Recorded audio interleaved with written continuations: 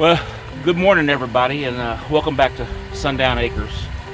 Guys, I want to talk about me not making a video last week.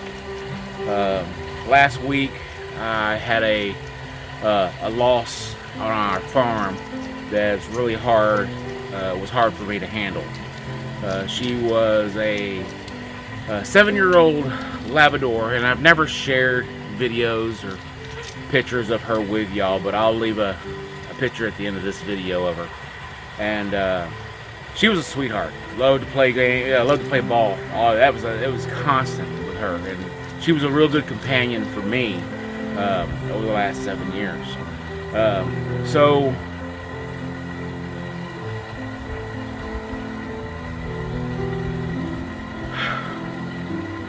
she was a real sick puppy when we first got her. And it's been a week, but I still think about her.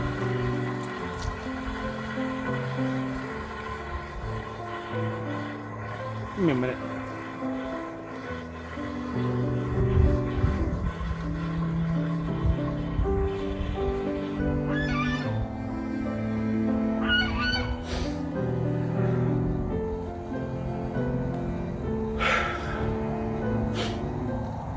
So, when I first brought her home 7 years ago, she only weighed 5 pounds and 6 weeks old.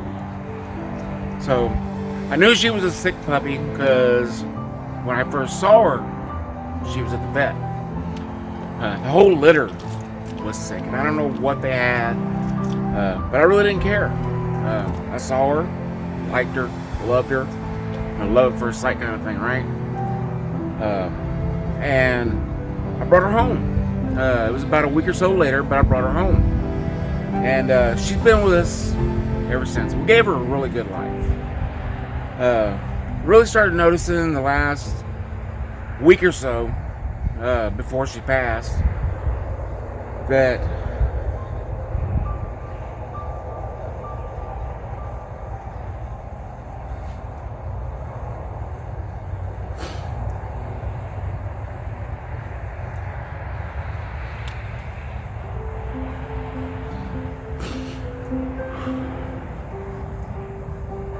she wasn't feeling that good. She still played ball, she still ate, and I think it was her heart. New Year's Day, I get up, come out, take care of the animals, like I do every day. And she was right there in the hallway. She gets up, says hi to me every morning, comes to me while I put my boots on, wants love. And then I come out here, take care of the animals, go back inside, sit down with my mom, have a cup of coffee. And Miss Sundown Acres gets up and asks where Miss Lily is. And she looks through the blind on the back door, and there's Lily laying on the porch in the rain. And she had passed away just in that little bit of time from me giving her loving and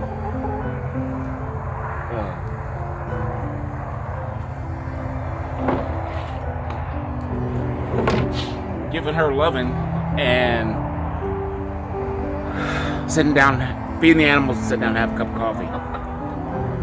And have a good friend of mine lives next door.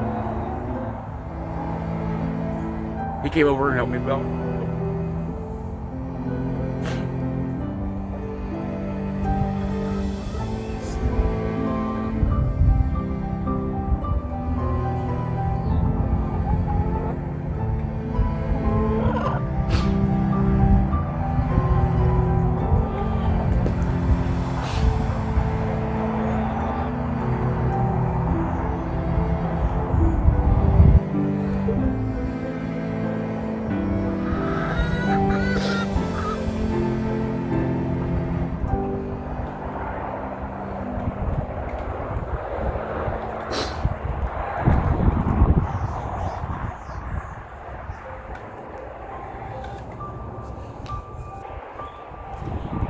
calm down a little bit.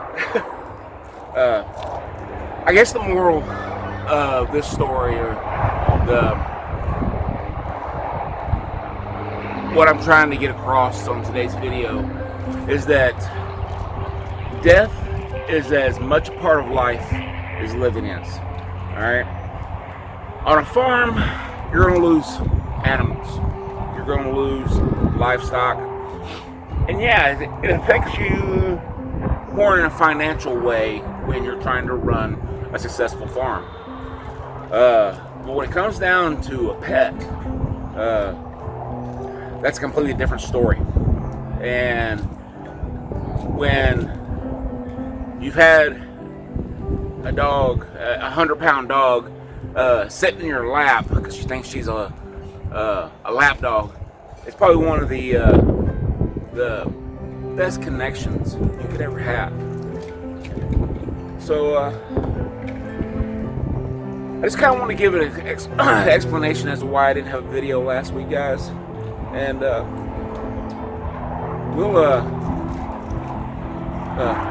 we'll continue on with today's video. I started a experiment with the chicken eggs back on Christmas Day, and they're actually due to hatch around January 14th. So in that one, in the original video, I said 18 days, and what it is, it's not that they were going to hatch in 18 days, they're going to hatch in 21 days, but I remove them from the egg turners in 18 days. So if you watch that video, and this is kind of an explanation as to why I said that, it just kind of slipped my mind that's how I do them. So, but I'll take you guys inside and show y'all how they're developing. And if you want to see Miss Lily, I'll put a picture of her at the end of the video, and that way I always have a memory of her too.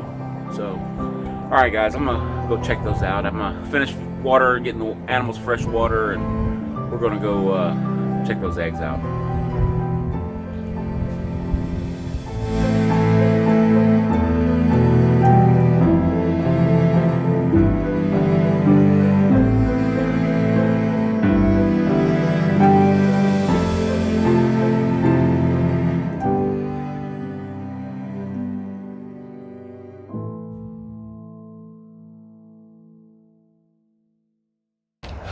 So everybody, I had to go get a jacket on. The actual temperature outside just started dropping.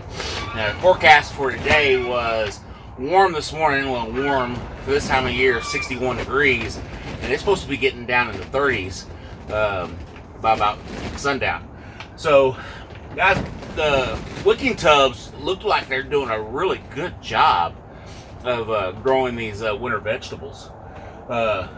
The broccoli seems to be doing pretty good. The lettuce is doing really good. These cold weather vegetables in a greenhouse here in Texas, in Zone 8A, no problems whatsoever.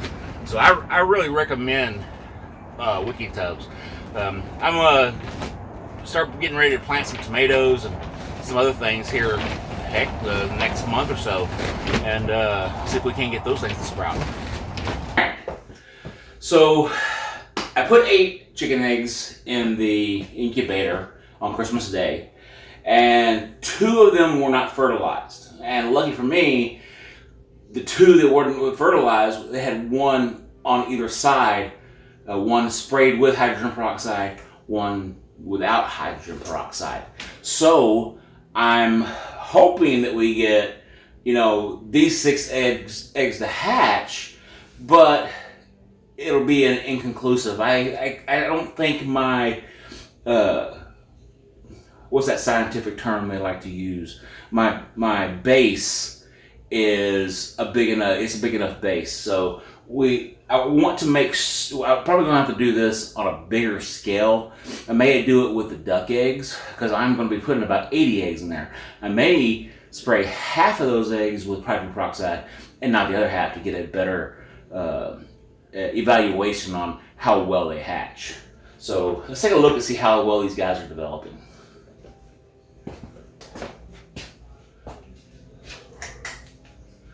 All right.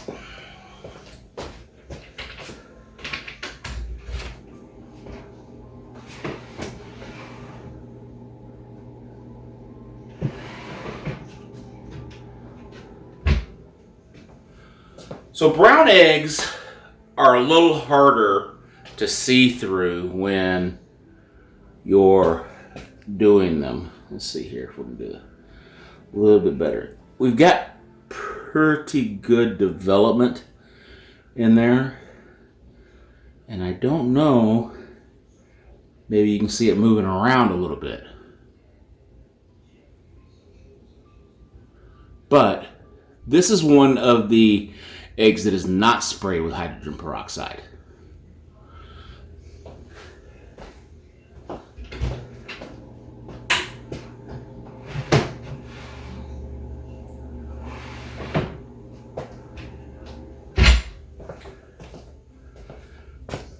Alright, this is one of the eggs that is sprayed with hydrogen peroxide. Sorry guys. And you can see it's developing very well. Like I said, brown eggs are the hardest to see through. So, but they are developing very, very well. I can see them better here. And I'm seeing movement in these guys, so I know they're on track. And it's the same. It's the same for all of them, which is good. All 6 that are left anyway.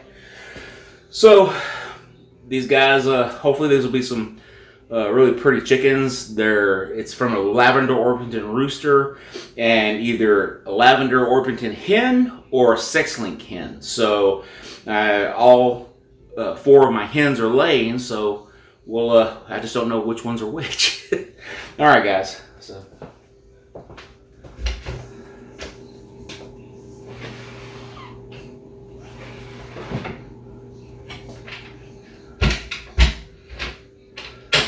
there's the 2 that wouldn't fertilize. I gotta toss those into the compost bin.